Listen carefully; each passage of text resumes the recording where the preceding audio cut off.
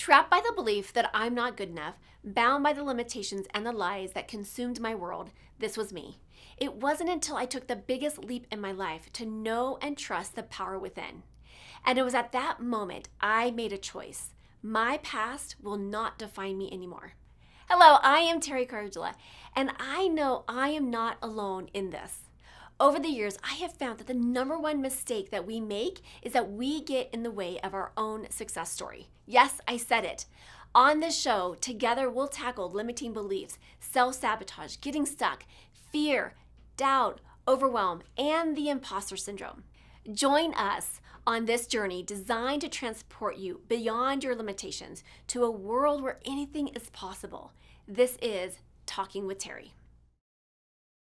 Hi, and welcome back to Talking with Teri, where we have powerful conversations to transform your life and your business. And I am delighted to our powerhouse guest today. We have Liz Dickinson, is a pioneer in sport, health, fitness industries, and the inventor of Mio. Did I say that correctly? You did, Okay, absolutely. perfect. She is ranked number 15 on the world's top 50 game changers in wearable technology by wearable.com. And her partner in crime here, Shannon Shearn, COO, is an critically acclaimed circus acrobat and elite athlete, which I am so curious about now. The two of these women have united together on a mission to bring powerful, proven, and lasting solutions to weight loss industry, and the Relish life was born. So, ladies, welcome to the show. Thank you. So, okay, let's get started. I want to, Liz, so tell me kind of, really quickly, like how you got on this path, and then we'll do the same thing with Shannon as well. Great. Well, I actually have always really struggled with my weight, and I, in fact, invented the Mio back in the year 2000. It kind of was the harbinger of the wearable industry. And I invented it really as a watch to help me record calories that I ate during the day and tell me how many calories I burned during exercise. To get calorie burn, you needed heart rate.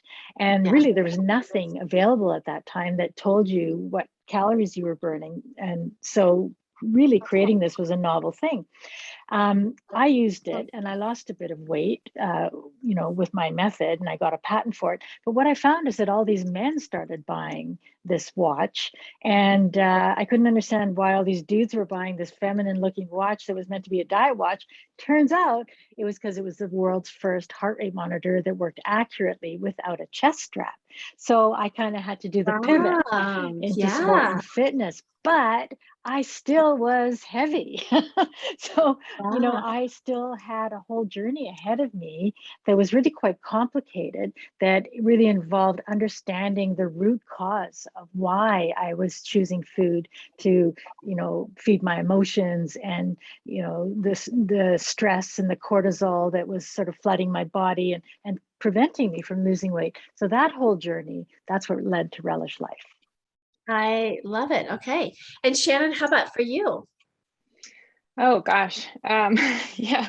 So as an elite athlete, the way that we eat and take care of our bodies, especially when I have to show up in spandex in front of 2,000 people every night, it really becomes a thing, and this primary part of the focus of your lifestyle. So having kids was when things really screwed things up for me. That always that sort of Sorry, kids. purging. I hope they're not listening.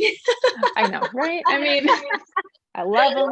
They're great, but it was a hard transition, when you're focused on being a perfectionist and you're focused on having this idea of yourself that it's tied to your body, and the disordered approach to eating that had come from and worked for me as an athlete.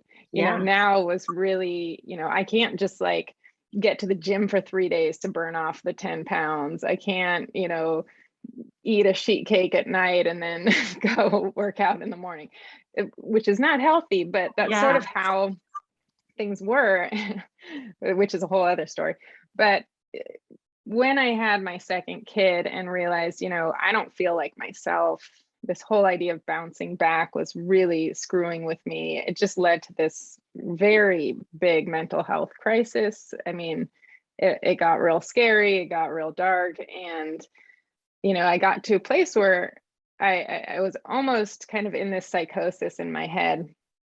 And as I started to talk to my husband about it, which I finally thankfully did, I realized how screwed up I was, for lack of a better word. I realized how backwards my thinking was. And it started from a place where I need to learn how to speak to myself kindly.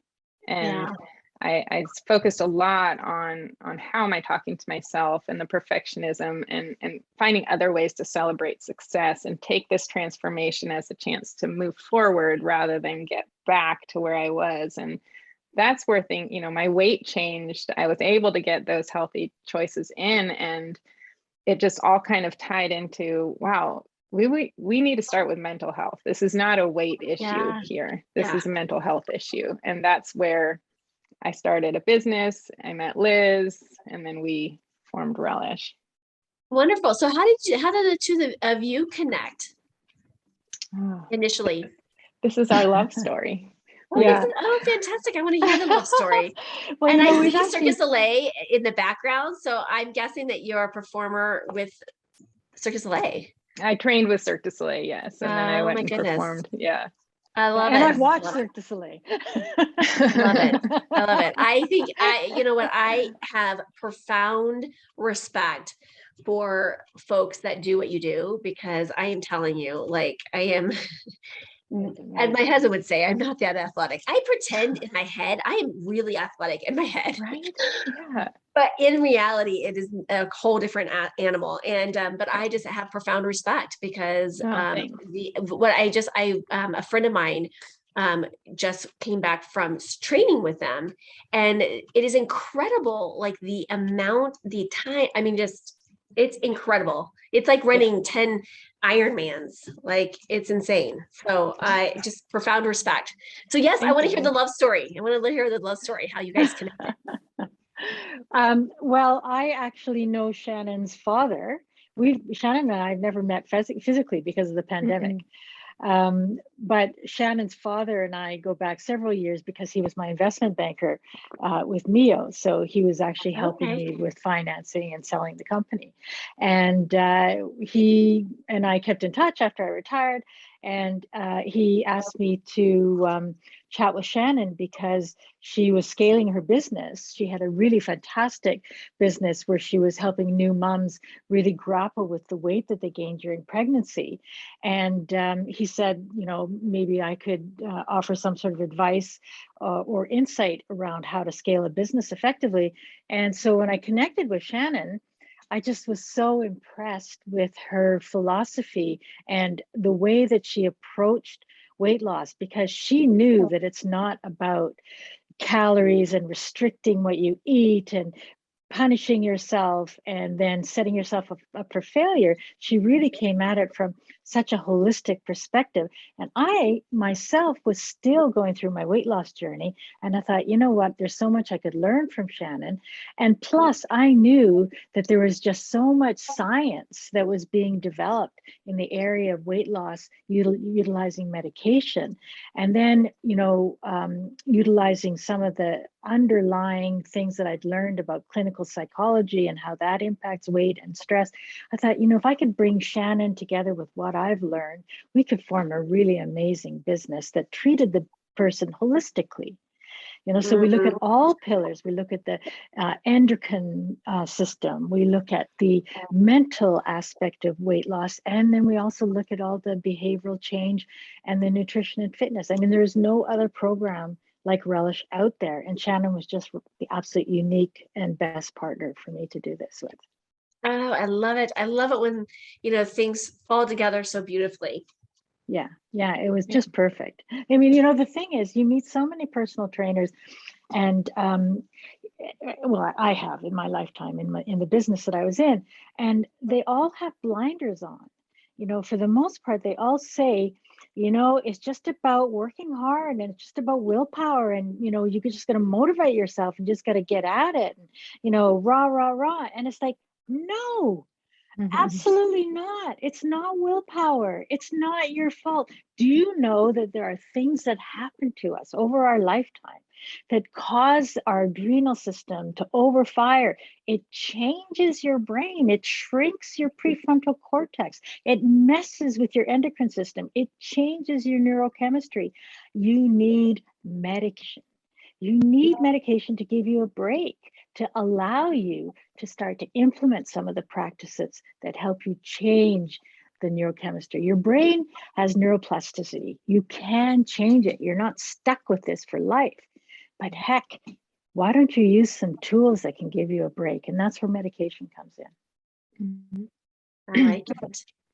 Okay. What has been some of your biggest challenge? And I'm going to let either one of you take, lead with this, but what has been some of the biggest challenge that you guys have had to overcome? Well, for me, I was 210 pounds. And that, I just didn't recognize myself. And I had gone to my family doctor and I had found no relief. And I know so many women who were in my position that actually don't even like to go to their doctor anymore because their doctor kind of fat shames them in a way, like making them feel like it's their fault. Why can't you just eat less? Why can't you just, control your food? Like, what's wrong with you? So they don't even like to go see their doctor when they're sick because their doctor said, well, if you just lose weight, then you would just be, healthier and you'd feel better. So let me just snap my fingers and it goes away. Yeah. So that's the next invention, ladies. That's the next invention. Like just snap the fingers and it's just like 5 pounds. There we go. Yeah. Right.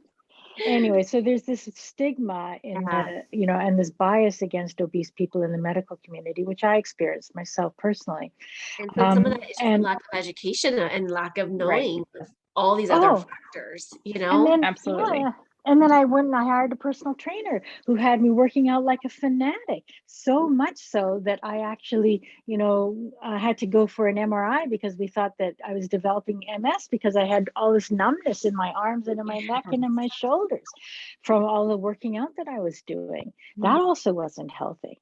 And so it wasn't actually until quite by accident. I was in a yoga class and I looked at myself in the full length mirror and I looked at how heavy I was. And honestly, I just broke into tears because I just didn't recognize myself. And I left that class and I just out of good fortune walked into a walk-in clinic who was staffed by a young doctor who just happened to also be a dietitian and a nutritionist and had spent a lot of time investigating the root causes of weight gain. And he said, you know what? You've got issues from all this toxic stress you've experienced. You're a high power executive. You're a woman that flies all over the world. You've got a multi-million-dollar business that you're running. You're stressed. Like, you need a break. You're probably depressed. You've got underlying issues, chronic depression. Let's treat that.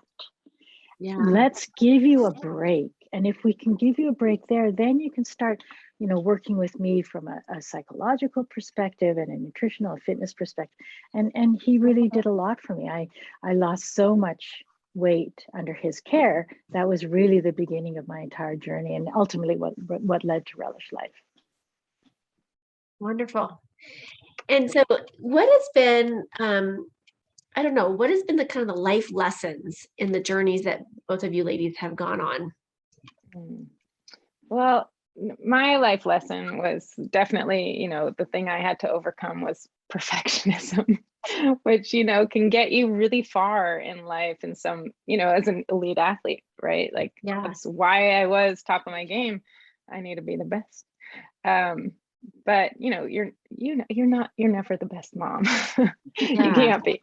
So, that was a big thing. And as you grow out of the athletics, so that transition, the thing that I learned that I still, struggle with and have to work with every day is that inner dialogue.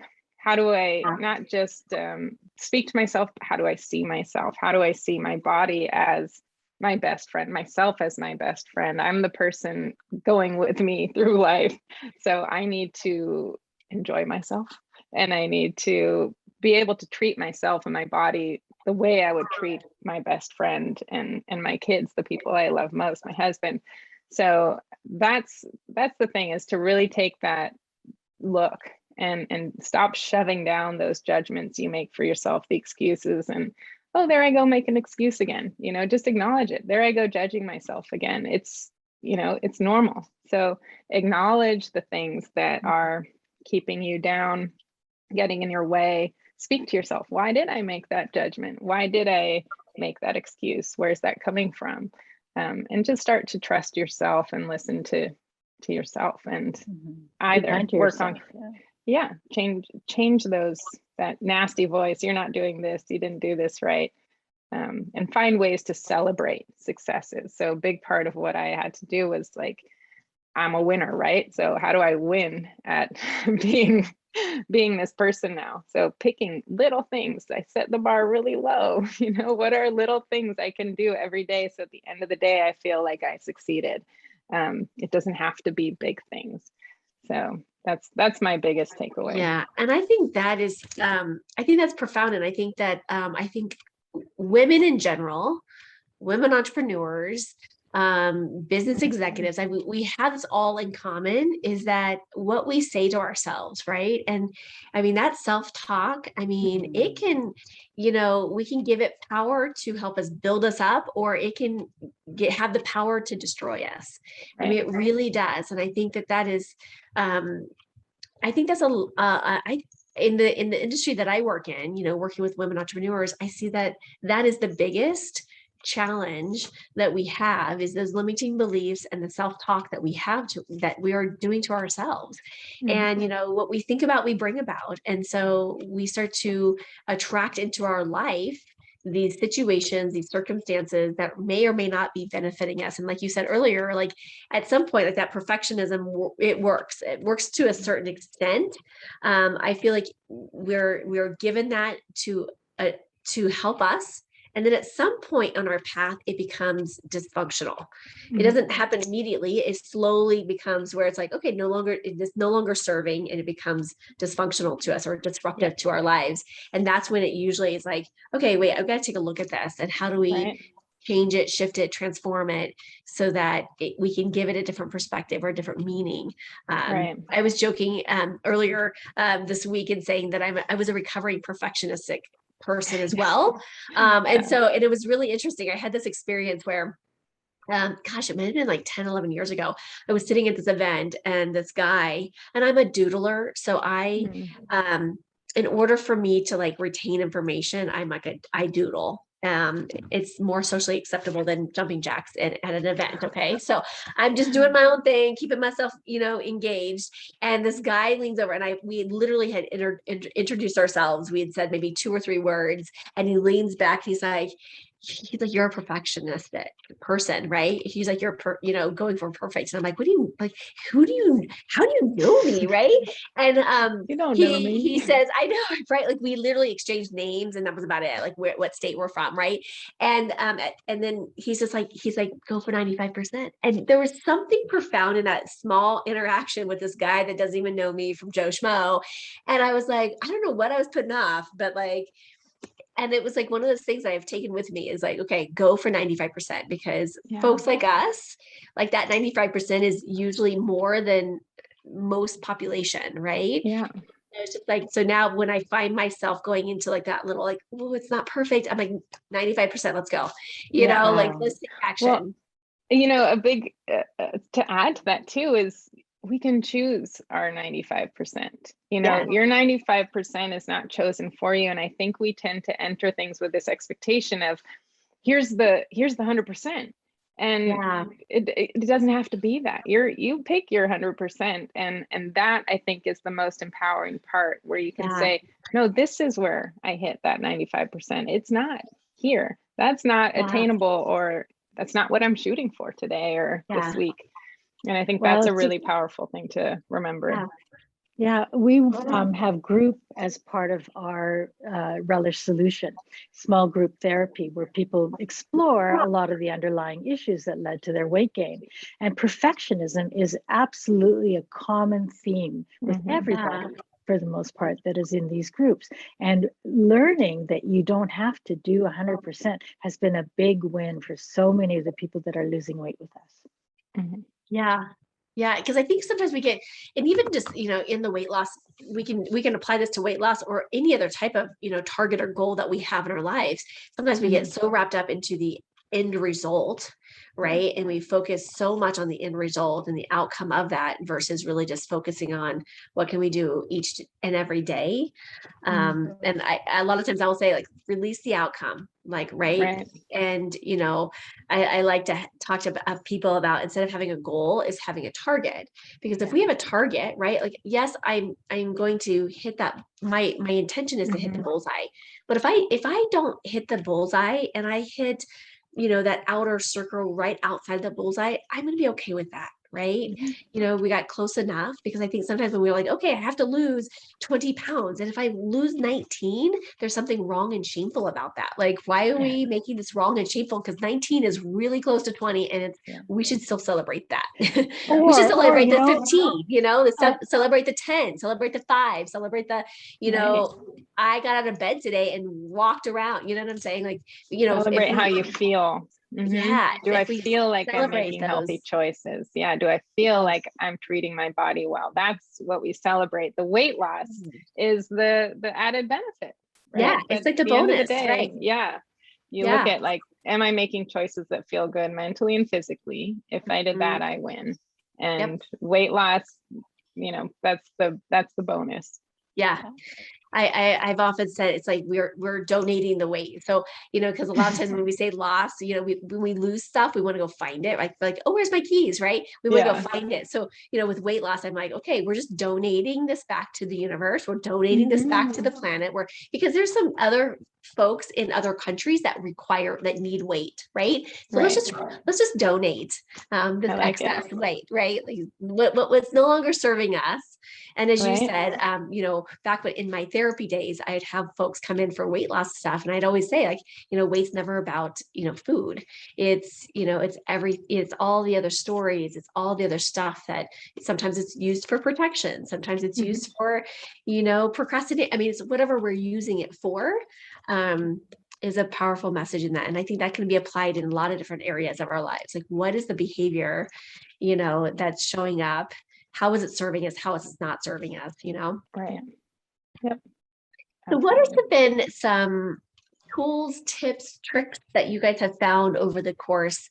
It sounds like, I know that what you guys are talking about is very comprehensive. It's very holistic. It's very human-centered, program that you're talking about. But what has been, overcoming the challenge that you ladies have been faced with in your life? What has been something that's been helpful for you? Ooh, yeah. So, to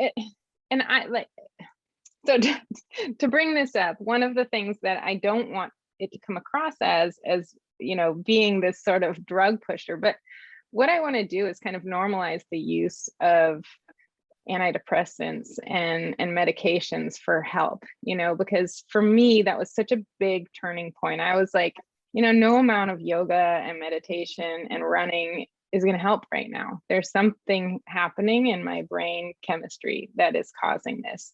And when we think about holistic lifestyle, organic lifestyle, medications are often not part of that. But my nurse husband, he's explaining things to me. A couple of the things that really stuck with me. One was medications are normal and organic and holistic. Holistic is everything. You're using everything at your disposal. And medications come in and work with your body, your natural hormonal production. And they're there to actually boost what's happening and get rid of negative feedback loops that you've created. So they're not a foreign chemical we're putting into our body. They're really part of that organic process that our bodies are doing. And to add to that, self-medicating with alcohol, processed foods, those are chemicals. We know those aren't good for our bodies. We know high blood pressure, stress, all of that is not good for our bodies. So to me, that really changed and removed the fear I had, or maybe even the guilt I had of needing medication. So, to just bring the awareness that it's okay to ask for help. It's okay to not be perfect, and to need that physiological help sometimes to to make the changes. It doesn't have to be on us completely. It's not our fault that we ended up here.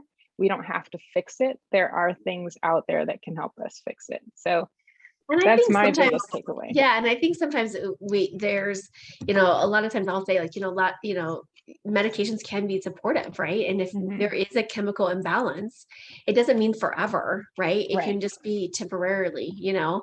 I remember when I was struggling with insomnia, I didn't realize I had been an insomniac for decades, and I was never really truthful with my doctor because I didn't want to really address it, because I really actually didn't know that it was an issue.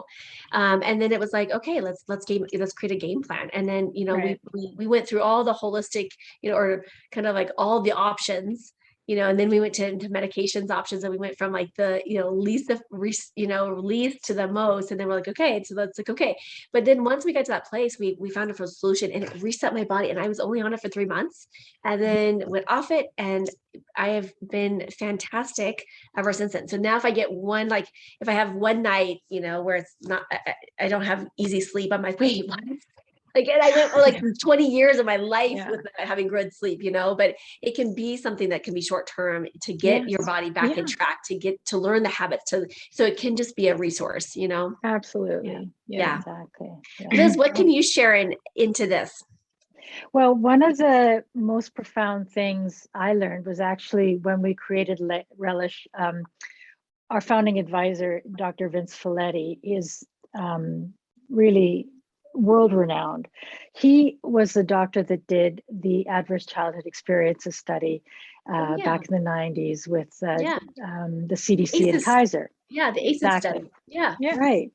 So Dr. Folletti always would ask his patients, when did you start to gain weight? What was happening then? Why then? Not 2 years earlier, not 2 years later. Yeah. Because he found that weight gain was really typically sudden and associated with something very particular. And if you actually spend the time excavating what that is and addressing it, you'll go a long way to really getting to the root cause of why you're overweight.